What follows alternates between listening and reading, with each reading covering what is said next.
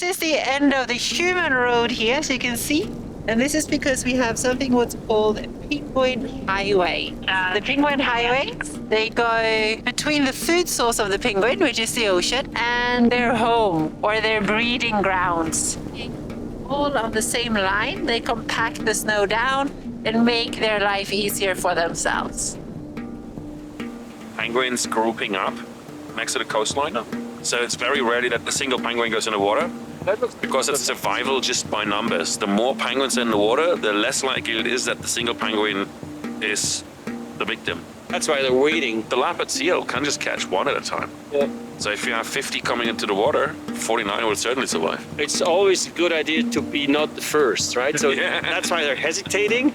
And then, you know, the moment the first one goes, it triggers like a social response, and then a whole bunch of them will follow. Because statistically speaking, that's a safe bet.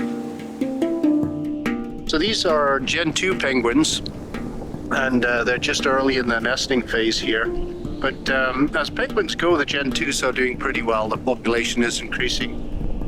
They're fairly large fan-tailed penguin, and they'll eat krill, but they'll also take little fish, squid and such. So they're doing well with slight climate change that we're seeing and water warming that we're seeing here. So they're doing well. The climate is changing all over the world. In Antarctica and at the poles, we know it's changing even more and even faster. There's one major impact to Adelie penguins. They cannot handle freezing rain at all, but now part of their range, where they've lived for millennia, actually gets freezing rain. In the past, it would only ever be snow because it was always colder and drier, but as it's changing, it's getting wetter and warmer, and that freezing rain soaks through the down of the Adelie chicks, and they freeze to death on the nest, where even the temperature might be warmer, but the chicks are still freezing because they're not designed to handle rain. So that's one major impact, and it's one species of penguin that's experiencing a range reduction and numbers are going down.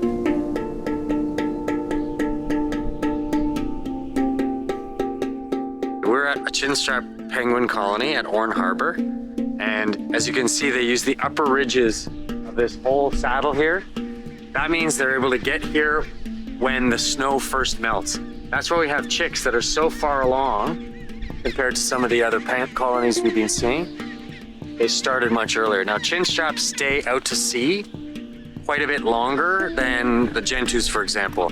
They might take a couple days before they return to trade off with their partner. So they're always taking these long fishing trips. And they also breed on these higher cliff sides and ridges, which I really like. The main reason is that this part of the hill is the first part that will melt, so they have access to it earlier in the season. And that's given them the huge advantage. As you can see, all these gray fluff balls of down are chicks that are probably a month old, about halfway through the process of growing up from downy little balls to full-size chinstraps that can go and fish for themselves. Chinstraps are in decline. It's not a disastrous decline at this point, and they're a very numerous bird, but we have seen some decline, so it's of concern, yeah.